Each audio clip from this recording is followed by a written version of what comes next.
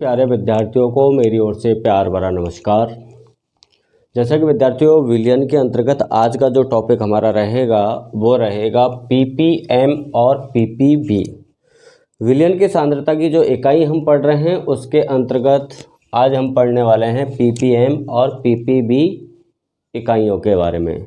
तो सबसे पहले तो हम बात करते हैं कि ये पीपीएम और पीपीबी की फुल फॉर्म क्या है, इसका मतलब क्या है। तो पीपीएम का मतलब है पार्ट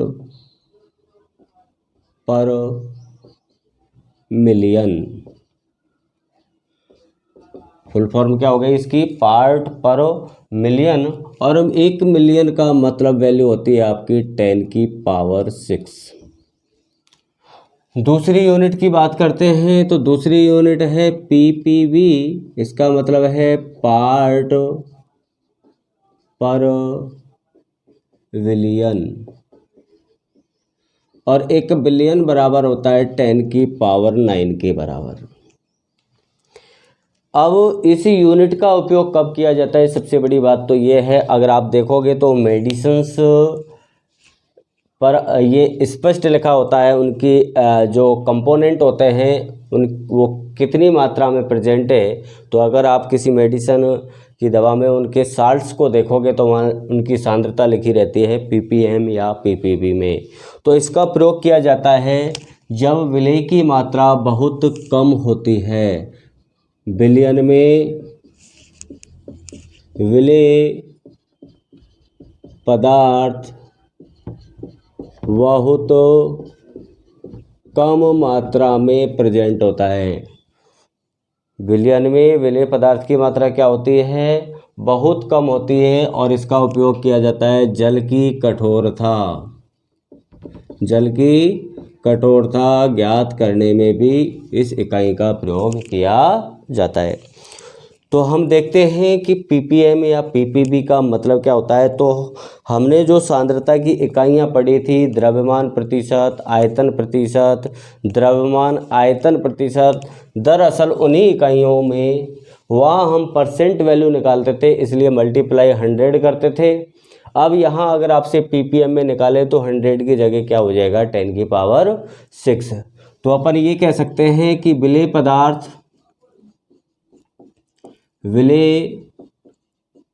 पदार्थ के भार भागों की वह संख्या जो विलयन के 10⁶ या 10⁹ भाग में उपस्थित है। विलय पदार्थ के भार भागों की वह संख्या जो विलयन के कितने 10⁶ या 10⁹ भाग में उपस्थित होती है। तो इसका फॉर्मूला हम लिख सकते हैं पीपीएम बराबर क्या लिख सकते हैं? विलय की ग्राम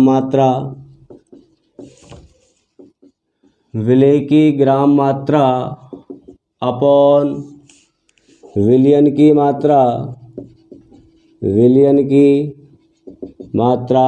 इंटू 10⁶।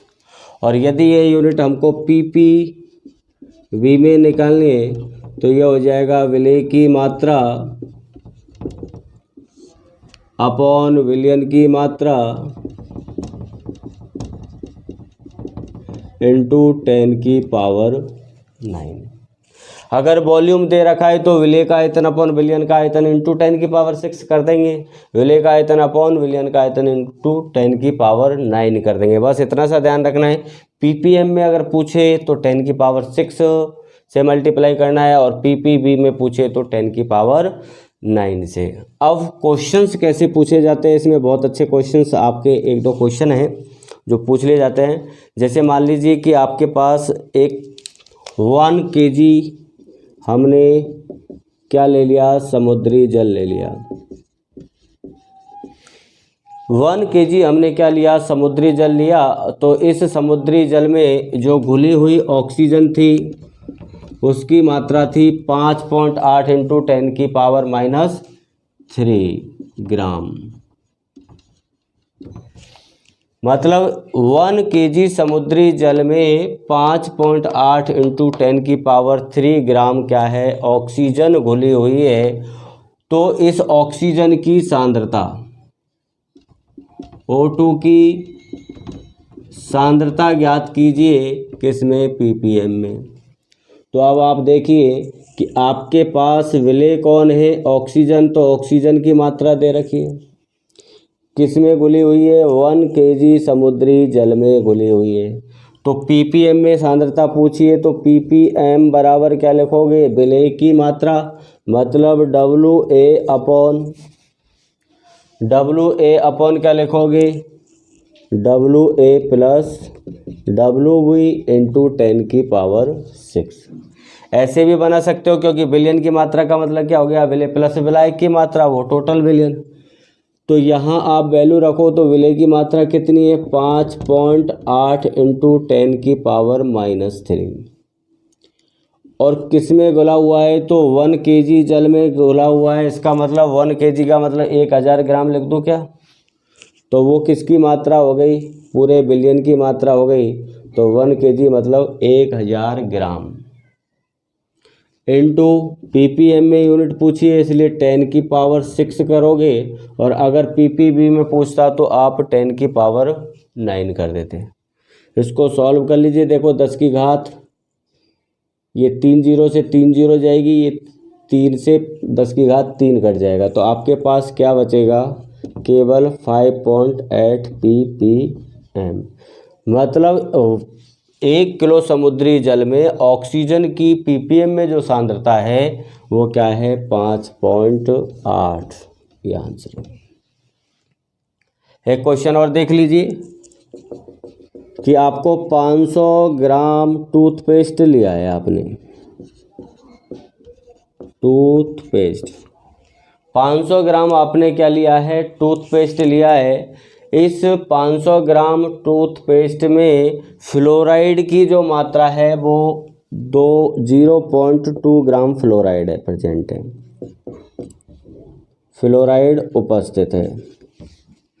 500 ग्राम टूथपेस्ट है, उसमें 0.2 ग्राम क्या प्रेजेंट है, फ्लोराइड। तो इसकी सांद्रता ppm में ज्ञात कीजिए। तो बताओ विलेय कौन हुआ, फ्लोराइड। तो फ्लोराइड की मात्रा कितनी है, 0.2 ग्राम।